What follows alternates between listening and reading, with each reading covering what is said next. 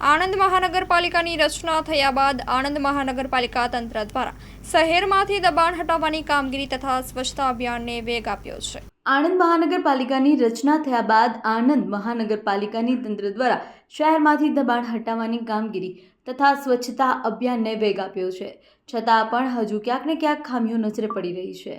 જો વાત કરવામાં આવે તો કરમસદ વિદ્યાનગર એટલે કે 24 કલાક ધમધમતો રોડ છેલ્લા એક અઠવાડિયાથી કરમસદ વિદ્યાનગર રોડ ઉપર બરાબર સ્કૂલની સામે જ એક મસ્ત મોટો ભૂવો પડ્યો છે। શું તંત્રને આ ભૂવો દેખાતો નથી કે પછી આંખ આડા કાન કરવામાં આવે છે? ભૂવો પડે છે ત્યાંથી 300 મીટરના અંતરમાં બે સ્કૂલો પણ આવેલી છે અને કરમસદ અને વિદ્યાનગરમાં પાલિકા તંત્રના જવાબદાર કર્મચારીઓ પર રોડ પરથી અવારનવાર પસાર થતા હોય છે। તો શું તંત્રને આ મસ્ત મોટો ભૂવો દેખાતો નથી કે પછી કોઈનો લાડકવાયો આ ભૂવામાં પડી મોતને ભેટે ત્યાર પછી તંત્ર સફળ જાગશે?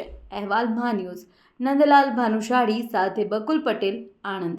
સરકાર આઇકોનિક રોડ બનાવવાની વાતો કરે છે। આણંદ મહાનગરપાલિકાના કમિશનર કેટલા સમયથી મોટી વાતો કરે છે, પરંતુ નજીકમાં 300 મીટરની અંતરમાં બે સ્કૂલો આવેલી હોવા છતાંય આ ભૂવો પડેલો છે અને કોઈ એની તસ્દી લેતું નથી। કરમસદ નગરપાલિકાને પણ 2-3 વાર જાણ કરી એ ખાલી રોડા પૂરીને જતા રહે છે। કર્મચારીઓ આણંદ મહાનગરપાલિકાના કર્મચારીઓ આ રસ્તા ઉપર અવરજવર કરે છે, પરંતુ કોઈ ધ્યાન આપતું નથી અને બિલ્ડરો કે કોઈ બી જણની રેતી કપચી રસ્તા પર પડી હોય તો મસ્ત મોટા દંડ ફટકારે છે।